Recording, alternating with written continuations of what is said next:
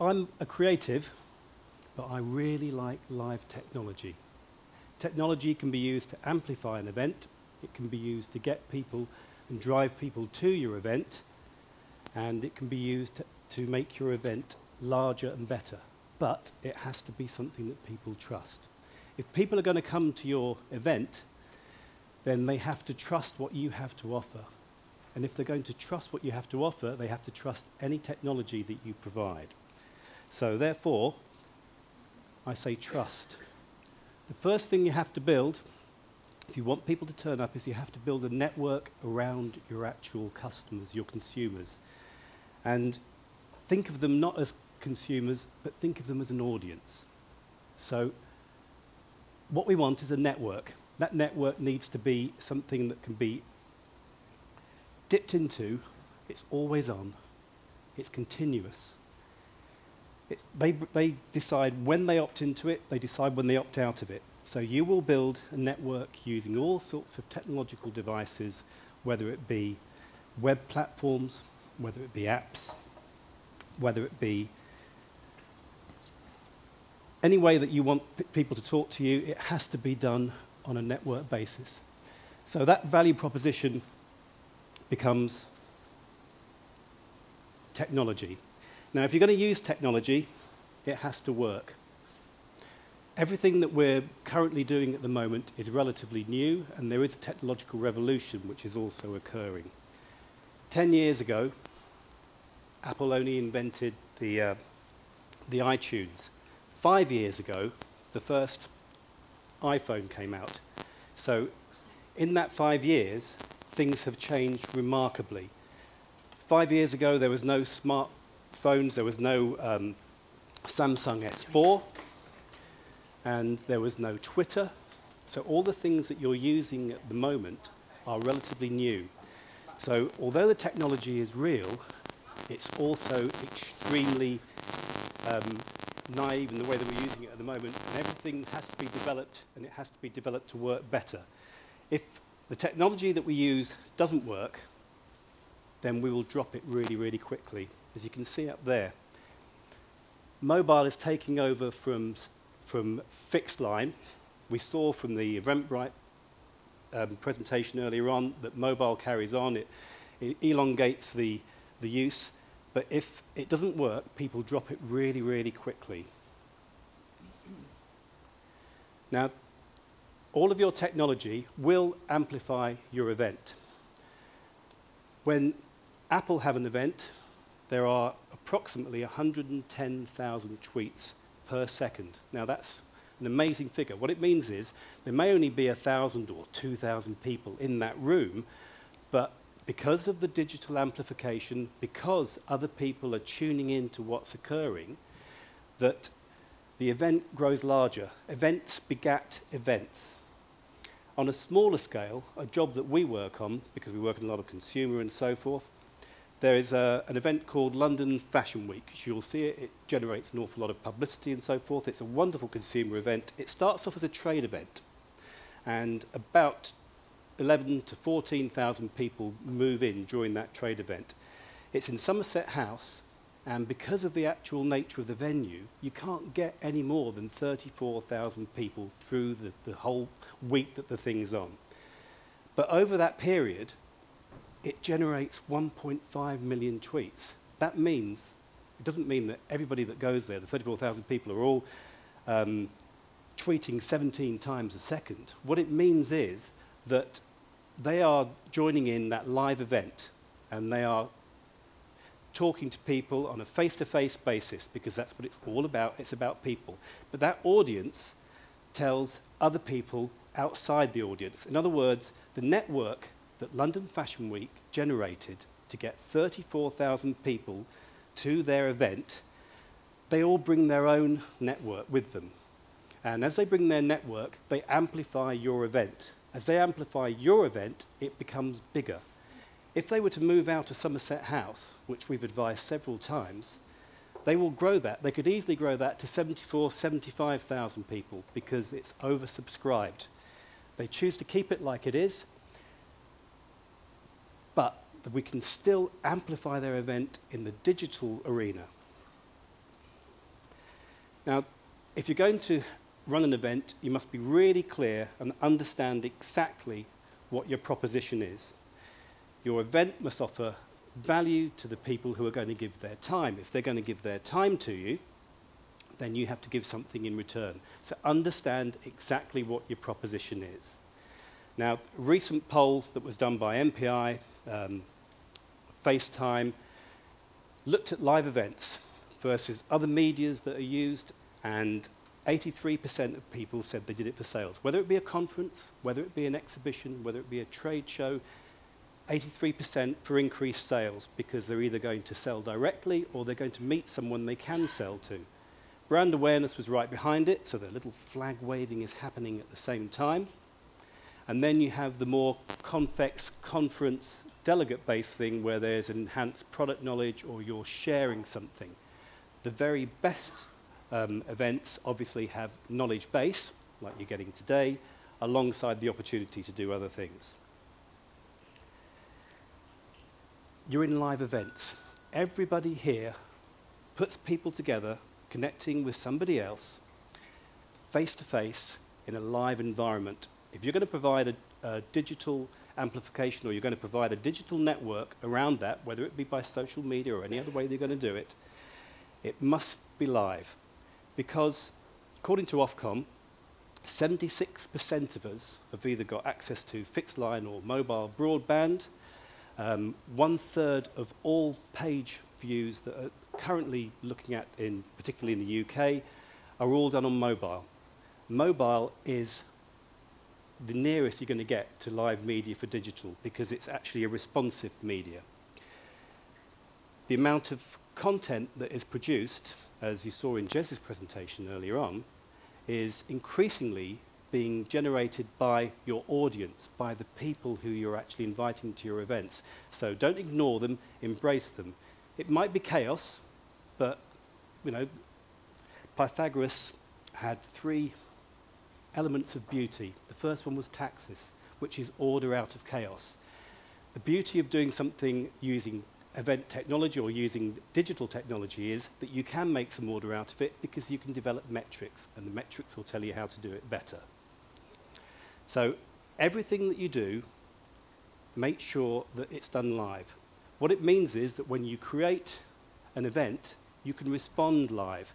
When you create a network, whether it be social or otherwise, you can respond live to it. While Jez was talking, people were tweeting. You had questions from Chris at the end. They was able to change the shape of this actual meeting by responding to that.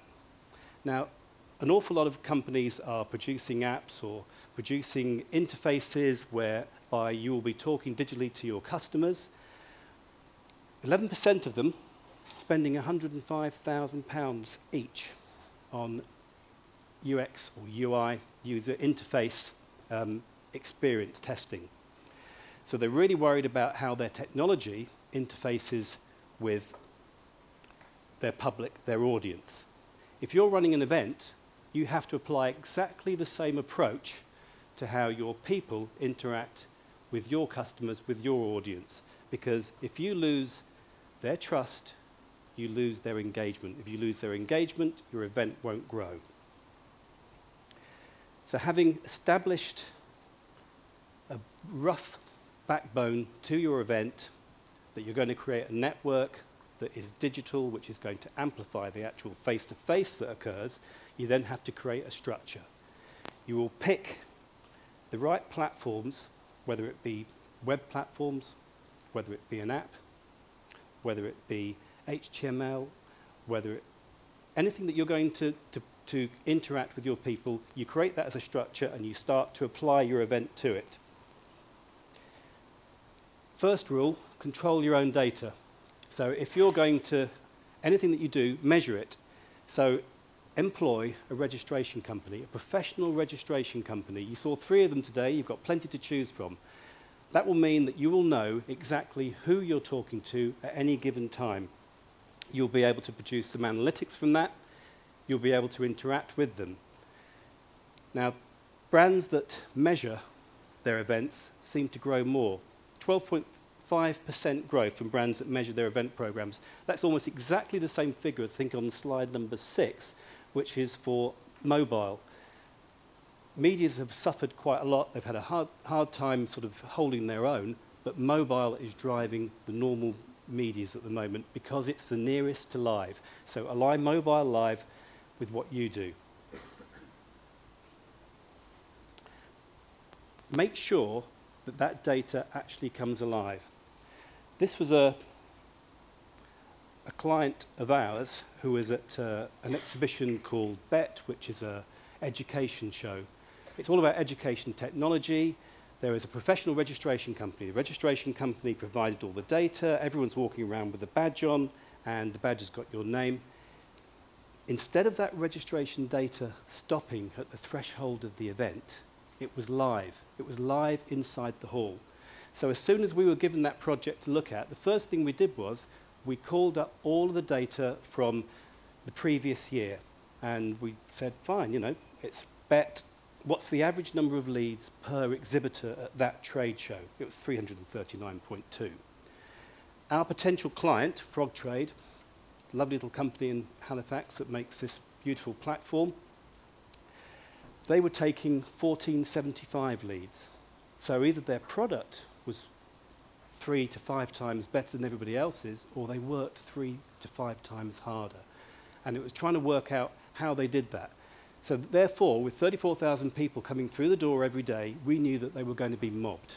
We knew they were going to be really, really busy. So that informed the way that we designed the stand, the way that we got people to their stand. We interrupted the flow by having, you know, frog choirs and so forth. We had frog hoodies running down the piazza so that people saw the brand, driving people towards that stand and not their competitors. We analysed the data, which showed us a line for every day, and it showed us that from 10 o'clock until 2 o'clock, they were absolutely rammed. And we knew they were going to invite regional people and so forth, but they'd had a problem in getting the right people to present to prospectives when they actually turned up. So we said, don't invite anybody until after 3 o'clock. Invite them between 3 and 4, take them out afterwards. Take a coffee bar, sponsor the coffee bar that's in the piazza, take people out to it, so we were able to control it. They had shifted, they buy these great big bags, which are all very nice, and you know, education shows, people love giveaways. They had 6,000 the year before, and they were running out towards the end, so they ordered 9,000 this time. They ran out of 9,000 bags in 2 days. We drove so many people to their stand. So as well as having the registration, make sure that you provide tool sets to your delegates, to your audience, that is going to enrich and amplify the way that their return on the actual show in the first place. Keep in constant contact. Now, again, this beauty about having metrics is that you can make some order out of the chaos. If you're going to hand everything across to your audience and let them generate as much as you do, you have to be involved in it. Now, recent surveys, again, this is done by MPI, this is done by ESSA and e-commerce. 94% of Generation Y consumers say that they would be likely to buy as a result of a good event experience. So consumer shows can speed things up. Generation Y also were quite happy to opt in. Again, it comes back to this, if you create a network, if you create an event, it's an opt-in, continuously on experience. Your event might only be on for 1 or 2 days, but there's no reason why you can't amplify it digitally for the other 363. This is a FaceTime fact. 93.5% people tell their friends and family about their event. This is something that Jez tapped into. Events begat events. They make things happen. And then you've got the last ones. How do those people tell things? 18.2% via social media. You think it might be higher, but that's what the survey said. Text, email, that's obviously the business side of things. Phone, 33.6% of people in person. In other words, some of the people that they had spoken to on social media or told them that there was a really good something happening or there was a Star Trek convention or whatever it be, when they told people in person, there were 2 other people there.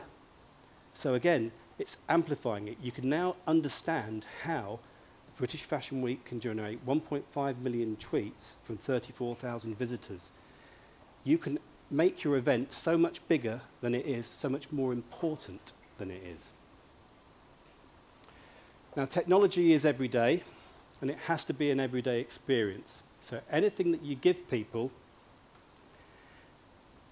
it has to be so reliable and so intuitive to use. The reason that we're all sitting here with our iPads or our phones, our smartphones, whatever it be, is that everything that we do now is a second screen experience. Everyday tasks that we do. And when it's calling for your attention, when you're actually at an event, if something doesn't happen to engage you quickly, if you're watching somebody speaking, if you're watching me speaking here and you care not for what I say, you're going to be going to your second screen. You're going to be checking your emails. You're going to be looking at what's occurring.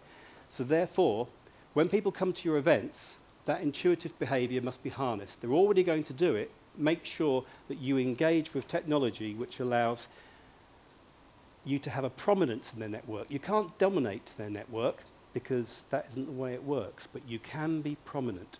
And then every time they interact with you, with your brand, with your event, it's an invisible brand experience. It's something that occurs. When they walk off the street, they shouldn't walk into a hall that doesn't have Wi-Fi or a hotel that doesn't have Wi-Fi. It should be exactly the same experience inside the event as it is outside the event, so that you can maximize every moment. Technology has implications, and as we established earlier on, and as Jez alluded to as well, the technology is growing. The smartphones haven't been around for all that long, so therefore what you're delivering to people now must actually work. The time for digital experimentation is finished, but it does mean that you're going to have to adapt. And the things that we're talking about at LiveTech this year will be different to the things that you're going to be talking about at LiveTech in 2 years' time. The explosion, or the digital revolution, and particularly the personal mobile digital revolution, has created a phenomenal amount of metrics. But 90% of the world's current data is less than 24 months old. That means that it has no historical context, which means your personal experience and knowing your audience and knowing your people is just as important as what you're learning at the moment. What the metrics tell you about now, like on the frog stand that I mentioned, is how to actually implement it and get the most out of it.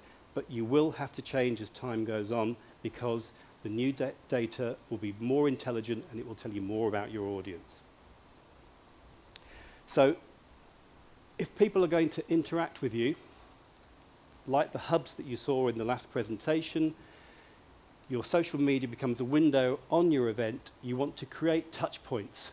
When people come into your event, you don't want to leave the data at the registration. You don't want it to be just between the exhibitor or the conference holder and the delegate. You want to be part of it, which is where social media comes in. By creating apps, by making people actually liaise through something that you give them, you have a part in that conversation, and it extends everything that you do. A navigation approach is important because at the moment, there was a fantastic, there was a really nice presentation earlier in the year by a PR company called Edelman, and what they looked at was trust, exactly what we're talking about here really, but they showed that we might not trust our bankers, we might not trust our corporations, but we still trust the technology in our hand. So if you engage and provide ways for people to engage with your event via social media and via online searches, people are still trusting that. 58%, that's a really high figure. So the navigation approach to all of your technology is extremely important. Everything that you do must be consistent. So make sure that you have a way of presenting yourself which is totally, all of your video handling, totally consistent all the way through. Make sure all of your logos, make sure everything is always consistent. Brands that actually take care of how they look and how they present themselves, grow quicker, twice as quick as the rest of the top 100. Challenge everything. We said this before. Only use stuff that works. It's everyday technology. It's outside in the street at the moment. It's in your hand as you work there. Don't use your delegates and your visitors and your audience as a guinea pig. Just give them things that work right now. Most of it is already around and it's free. You've seen 3 registration companies together. All of that works at the moment. You can use people like N200 or the So Group thing that we have, where you can bring that technology to life. All of that exists right now. Just make sure that it works. If you're going to use technology in a large venue like an Excel or an NEC, and it hasn't got Wi-Fi that's reliable, make sure that the app is downloadable before. Put lounges around. Always test everything. Focus. The world has been turned into, social media has turned us into an economy of one. So everything that you do must be focused around the individual, the audience to make them feel special.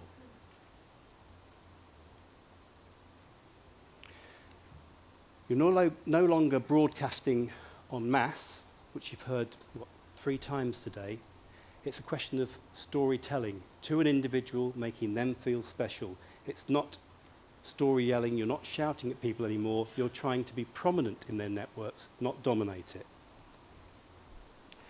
Simple facts there, again, metrics prove everything, that brands that have a purpose beyond profit, brands that stand for something, whether it be for quality or whether it be for innovation, are growing at twice the rate of merely profit-based businesses. So do that to your event and it will grow at twice the rate as well. This came up with Jez quite a lot. We're noticing that more and more and more the actual content is being driven by the audience. If you allow them in all the way, they will tell you what they want. They will tell you what they need, and you can adjust by using live technology for your live event. You can make sure that you can respond to that. You can actually change during the event if you have to. Allow them to service you, and your audience will make your event. They will amplify it and make it bigger and better. Because ultimately, we're in a face-to-face business. We're all dealing with people, and we're all an audience. Thank you very much.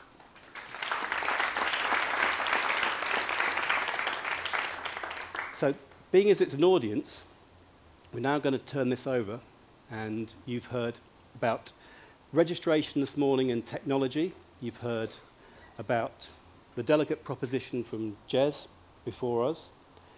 So we're going to ask a couple of quick questions, or 3 questions, just to sort of take a straw poll to see a consensus in here, to see what we think about certain things. So the first question, I'm going to read it out, and then I want you to just tap into your iPads, and we'll see just on a straw poll what the consensus is in the room. A dedicated digital network to use before and beyond the event. Do we think it's essential to not essential, 1 to 5? If you'd like to vote on your iPads now.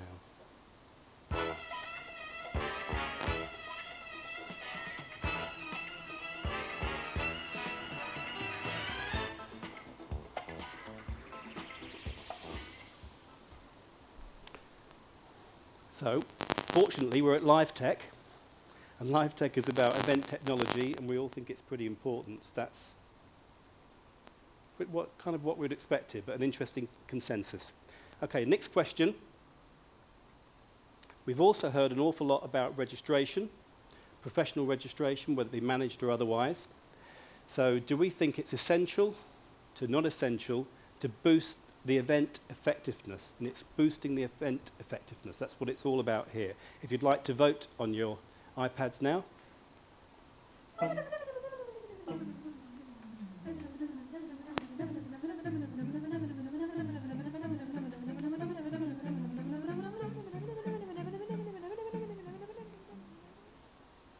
So good news for the 3 companies before. Last question. We've also heard a phenomenal amount about social media. We all know we like it, we all use it. We don't know whether we understand it, but do we think it amplifies the event effectiveness? Does it make, or would it make your events more effective? If you'd like to vote on your iPads now.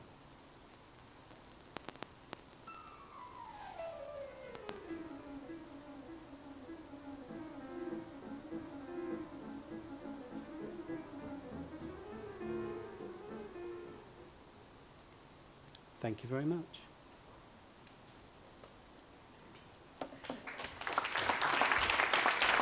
Thank you very much, Robert. Robert, Oh, just wander away. Well, thank you very much. Quiet. I'll just might disappear. have somewhere to go. You might have somewhere to go, but first of all, a couple of things. First of all, there you are. Look at that. Not just inspirational, but very inspirational. Well, thank you for whoever. There you are. That's very nice. And the statistics of the PowerPoint, is it available to people Yes, afterwards? all of those, just contact me. There's some cards over there. The surveys all come from MPI, ESSA, FaceTime, e-commerce, Edelman, who I mentioned. So I've got all of those. I can tell you the veracity of any of those, and a lot more if there's anything specific that you're interested in. Brilliant. Okay. Thank you very much, Robert Dunsmore. Okay. Right, well, it may not have seemed a long time, but we've had two very good speakers talking about the delegate, and now it's time for us to look after our delegates and take them to lunch.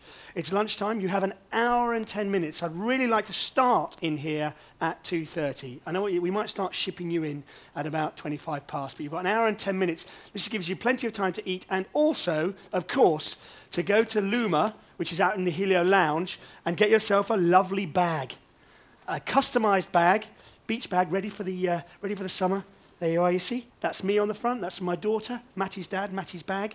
You can customize it. It's a lovely thing to do. Yeah, get a good shot of that on the camera. There we are. Okay, got that.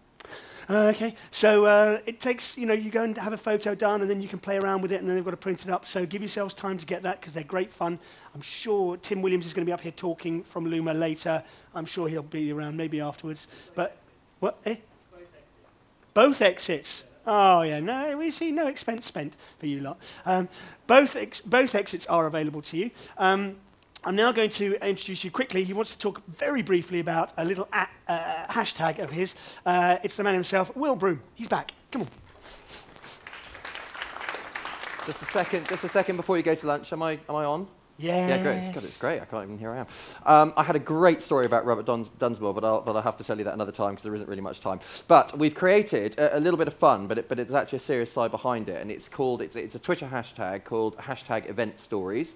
There it is. The point of this is to summarize some exciting triumphs, some things you've experienced, some success in the face of adversity. So to tell the story of an event in 140 characters or less, we're going to publish a little ebook. We've had some really brilliant ones pre-event already, and we're going to choose our favorite one at the end of the day, and the best story will win a bottle of champagne.